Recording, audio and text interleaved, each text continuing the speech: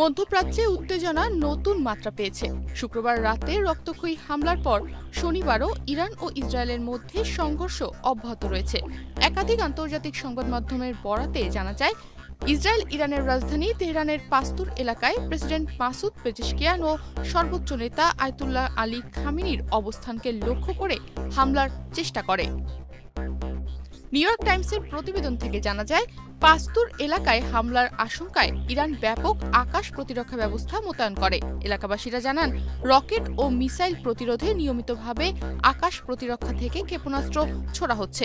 এই হামলার মূল টার্গেট ছিল ইরানের শীর্ষ নেতৃত্ব। ইরানও বসে থাকেনি। পাল্টা জবাবে তারা অপারেশন ট্রু প্রমিস 3 নামের সেনা অভিযান শুরু করে। শনিবার সকালে মধ্য ইসরায়েলের আবাসিক এলাকায় ইরানে ব্যালিস্টিক ক্ষেপণাস্ত্র আঘাত হানে। এতে এখন পর্যন্ত অন্তত 3 জন নিহত এবং 70 জনের বেশি আহত হয়েছে।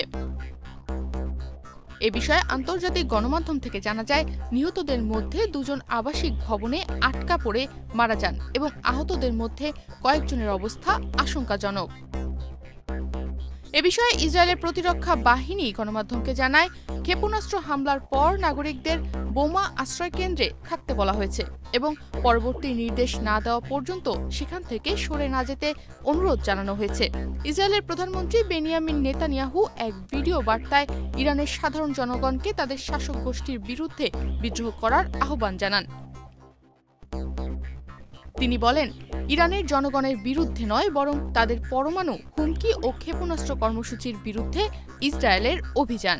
বৃহস্পতিবার দিবাগত রাতে ইসরায়েল যে হামলা শুরু করে তাতে ইরানের সেনাপ্রধান মোহাম্মদ বাঘেরি সহ 20 জন শীর্ষ সামরিক কর্মকর্তা নিহত হন।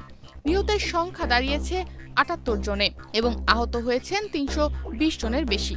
এই হামলার টার্গেট ছিল ইরানের সামরিক ও পরমাণু স্থাপনাগুলো। ইসরায়েল এই অভিযানকে দ্য রাইজিং লায়ন নামে অভিহিত করেছে। বিশ্লেষকরা মনে করছেন, সরাসরি রাষ্ট্রনেতাদের লক্ষ্য করে হামলা ও পাল্টা আক্রমণের এই ধারা মধ্যপ্রাচ্যের স্থিতিশীলতাকে ভয়াবহভাবে প্রভাবিত করতে পারে। পরিস্থিতি যে কোনো মুহূর্তে আরও ভয়াবহ রূপ নিতে পারে বলে আশঙ্কা করছেন আন্তর্জাতিক পর্যবেক্ষকরা।